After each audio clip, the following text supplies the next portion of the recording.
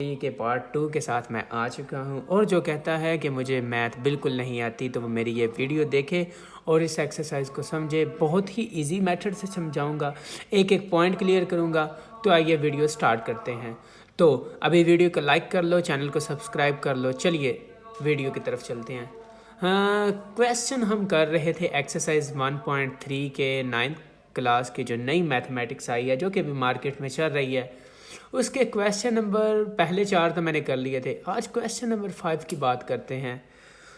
वो कहता है the weather of Lahore was unusually warm during the summer of 2024। वो कहता है कि लाहौर में 2024 की गर्मियों में बहुत ज़्यादा गर्मी होती है। The TV news reported temperature as high has 48 degree. TV news वाले जिस तरह हमारे खबरों वाले बातें बताते हैं, वो कहते हैं कि 48 डिग्री तक इसका टेम्परेचर चला जाता है। वो कहता है कि इस टेम्परेचर को फ़ारेनहाइट स्केल में फाइंड करना है। बहुत ही इजी क्वेश्चन है, बहुत ही इजी सोल्यूशन है। आइए इसका सोल्यूशन करते हैं। टेम्परेचर उसने मुझे क्या दे दिया है? टेम्परेचर उसने दे दिया है 48 डिग्री सी, ये दिया हुआ है। अब देखो टेम्परेचर उसने ये दे दिया है। नेक्स्ट अब इसकी कन्वर्जन करनी है फ़ारेनहाइट में। याद रखना है जब भी Fahrenheit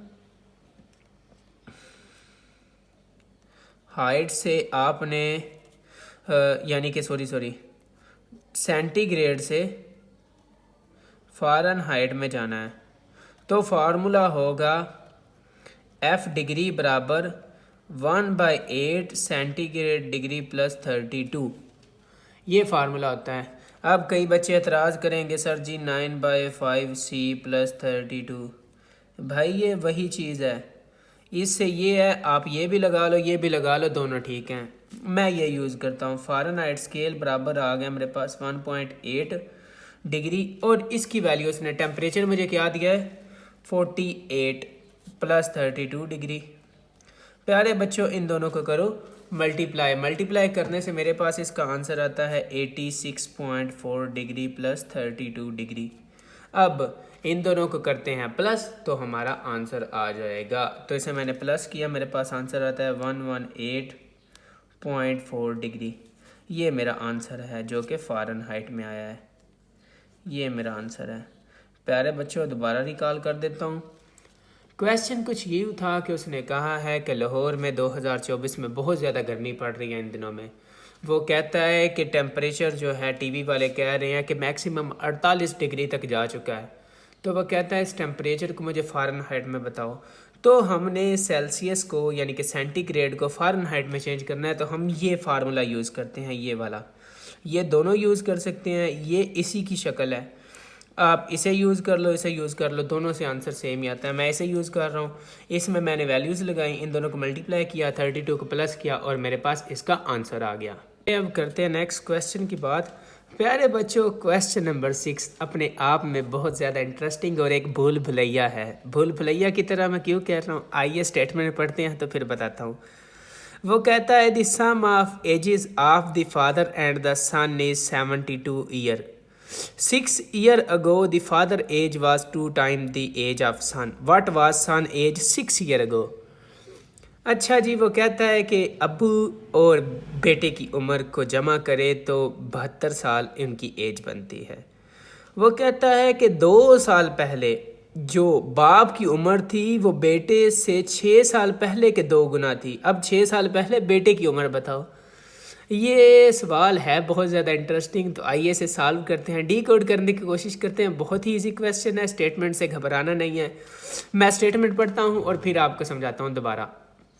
the sum of ages of father and son is 72 year. वो कहता है बाप और बेटे की उम्र का सम 72 साल है। लेट कर लेते हैं, लेट सन एज, वो मैं कहता हूँ एक्स है। Let father age. अब इन दोनों का सम मैंने 72 बनाना है। तो अगर इस एज को मैं इसमें से निकाल दूं तो आंसर 72 ही नहीं बचता। एक्स को इन दोनों को अगर मैं सम करके 72 बनाना चाहता हूं तो देखो ना, ये और ये दोनों कट गए तो 72 आया। वो कहता है इनकी एजेस का सम अब देखो ये दोनों आ गई। अब वो कहता है कि 6 साल पहले बाप की उम्र बेटे की उम्र की 2 गुना थी। अब हम एक और लिखते हैं, let age of son 6 years ago. 6 साल पहले बेटे की उम्र थी, वो देखो ना x है तो x में से 6 साल कम हो जाएंगे ना उसकी उम्र के। पहले अगर उसकी उम्र 10 साल थी तो 6 साल कम 4 साल। इसी तरह जो उसकी अभी एज है उसमें से 6 साल कम करके हमने बताना है। अब देखो, अब वो कहता है 6 year go the father age was 2 time of.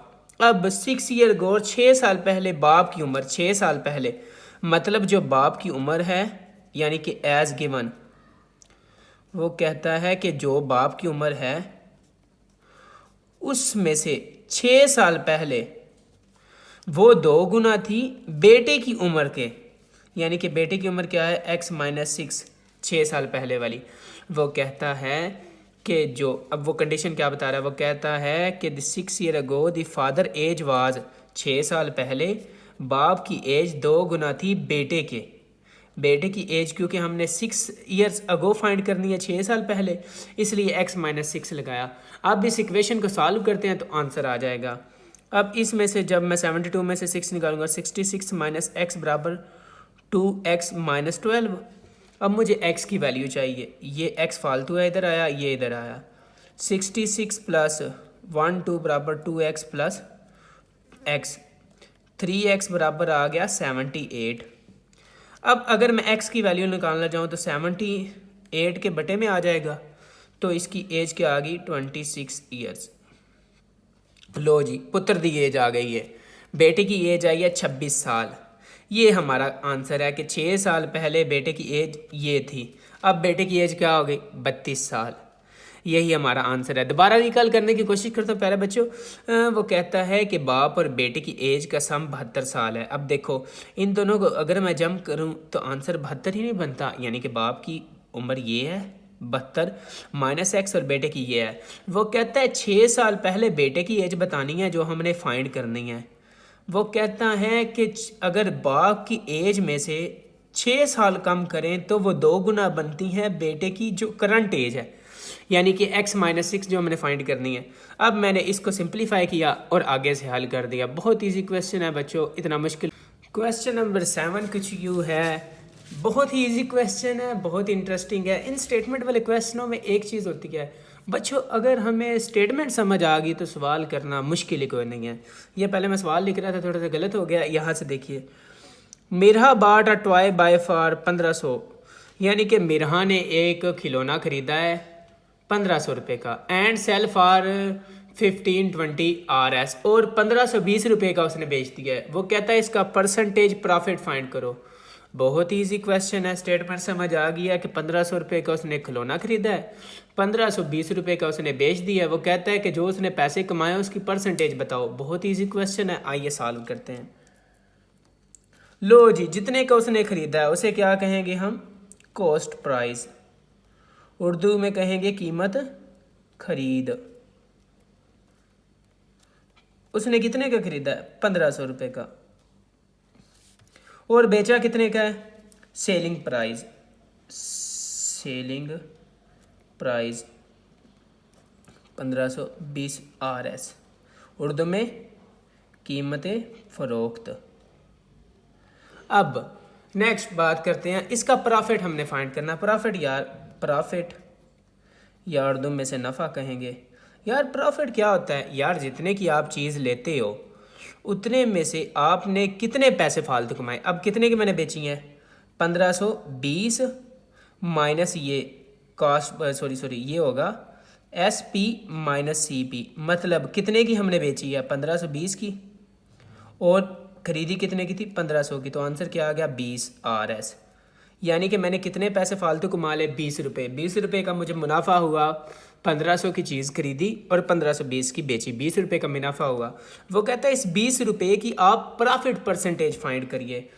तो मैं प्रॉफिट परसेंटेज फाइंड करता हूँ। प्रॉफिट परसेंटेज वो क्या होगी, अब आप अपने नंबर की परसेंटेज किस तरह फाइंड करते हो, आप 10 मार्क्स और टोटल मार्क्स। अब हमें कितने पैसे की प्रॉफिट हुई है 20 रुपये की, और हमने खरीदी कितने की थी चीज़ 1500 रुपये की।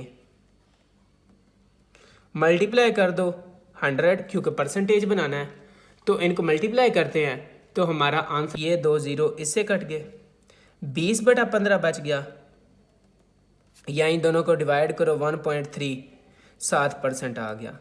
ये हमारा आंसर है कि उसने 1.3% मुनाफा कमाया इसमें से। मतलब मैं दोबारा रिकॉल कर देता हूँ, मिरहा ने 1500 रुपये का एक खिलौना ख़रीदा और 1520 का बेच दिया। वो कहती है कि आप इसका मुनाफा परसेंटेज में फाइंड करो। अब मैंने कितने की चीज़ खरीदी, कॉस्ट प्राइस मेरी 1500 होगी और मैंने 20 रुपये उससे ऊपर कमा लिए। अब 20 रुपये का मुनाफा फाइंड, आप अपने नंबरों का परसेंटेज किस तरह फाइंड करते हो कि जितने नंबर हो उससे ऊपर और टोटल नंबरों के नीचे मल्टीप्लाई 100, उसी तरह मैंने इसे सॉल्व किया है। बहुत इजी क्वेश्चन है। आइए नेक्स्ट क्वेश्चन की बात करते हैं। ये इनकम टैक्स वाला आ गया है, पैसों का लेन देन चल रहा है इन दिनों, हम इन दिनों रियल नंबर्स की एप्लीकेशंस पढ़ रहे हैं।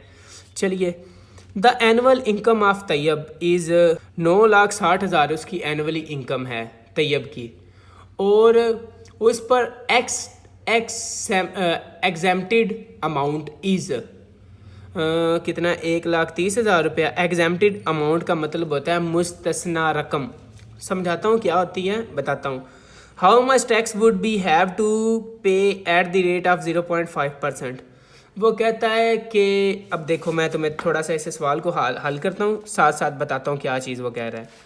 मेरे पास एनुअल अमाउंट क्या है, एनुअल इनकम क्या है उसकी, यानी कि सालाना जो उसकी रकम है, सालाना रकम मेरे पास है 9,60,000 रुपया RS में। वो कहता है एग्जेम्प्टेड अमाउंट, मतलब कि इतनी अमाउंट पे उसे टैक्स नहीं लगेगा। एग्जेम्प्टेड अमाउंट का ये मतलब है कि इतने पैसे पे उसे टैक्स नहीं लगेगा, अगर इससे ज़्यादा पैसे आते तो टैक्स देना पड़ेगा। अब एग्जेम्प्टेड अमाउंट क्या आ गई, एग्जेम्प्टेड अमाउंट उर्दू में इसके लिए लफ्ज़ होता है मुस्तस्ना रकम। तस्ना रकम उर्दू में ये लफ्ज़ होता है। अब देखो, मुस्तस्ना रकम हमारे पास क्या है, 1,30,000 RS। अब ये मेरे पास मुस्तस्ना रकम है। अब नेक्स्ट बात करते हैं कि हमारे पास जिस पे हमें टैक्स पे करना है, ये वो क्या रकम होगी। अब